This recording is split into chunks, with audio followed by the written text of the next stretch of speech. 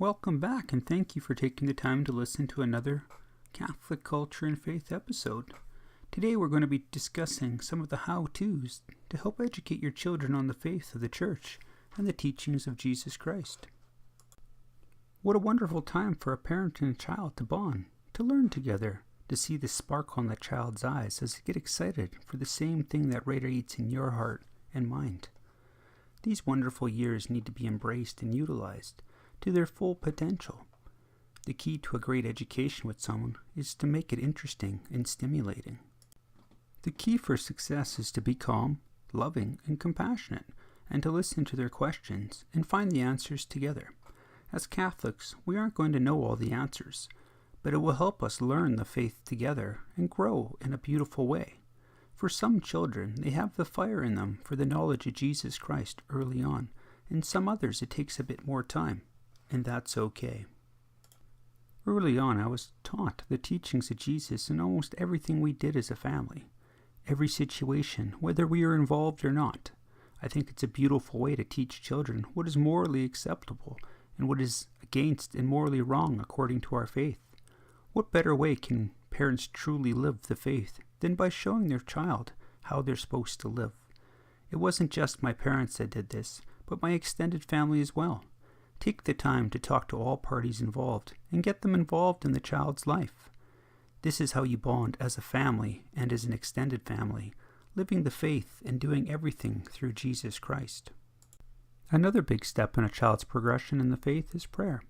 We have to teach them that this is a powerful tool that should be part of our everyday lives, whether it's when we first get up, before meals, before traveling, or whatever the occasion may be. Help them to understand why we pray and the types of prayers there is. But don't go overboard and stress them out with too much information. Just stay to the basics. There is only one way to start them in this devotion, and that's by kneeling down with them and teaching them with the child's prayer book. Read a few prayers together every morning and continue to do so with them till they become proficient with their prayers. Keep an eye on them to make sure they continue on their own when the time comes. Encourage them and use positive reinforcement that they're doing a good job, and use other reinforcements that work with them. This is supposed to be a joyous and enjoyable time, so help them feel that way. You are most likely going to get a lot of questions on why do I do these things. Some of the common questions are, why do we pray? Why do we make this sign of the cross? And why doesn't everybody else pray before they eat? To name a few. I thought I would help everyone with a couple quick answers and provide some links in the description. Why do we pray?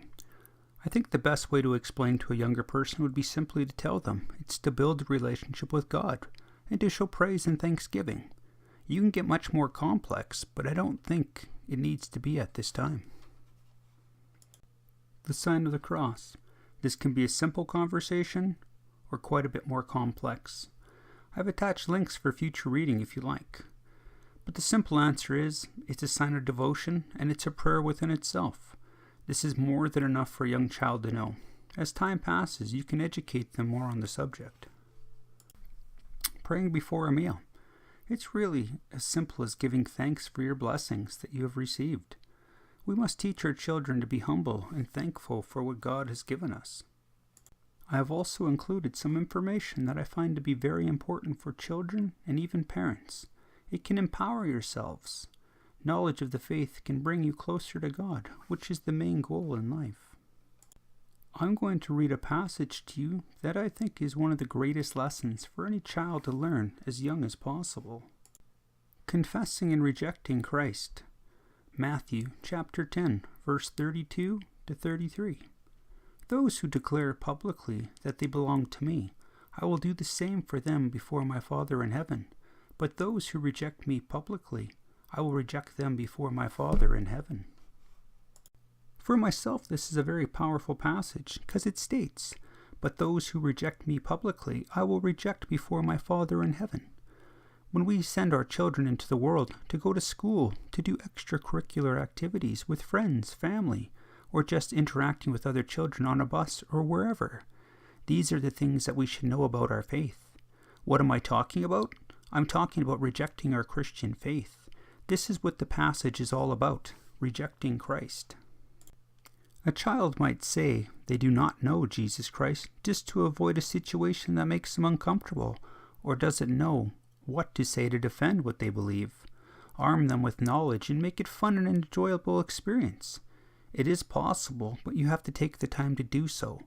Just think, is your child prepared for the little things in regard to our faith?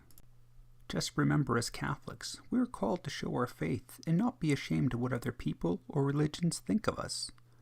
According to Mark chapter 8, verse 38, "If you are ashamed of me and my teaching in this godless and wicked day, then the Son of Man will be ashamed of you when he comes in his glory of his Father with his holy angels." We must teach our children to be humble and to understand how to carry their crosses.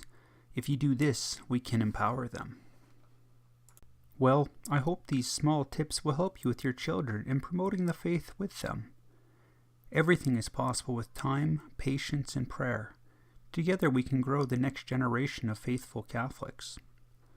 From all of us here at Catholic Culture and Faith, stay strong, stay faithful, and stay united. God bless.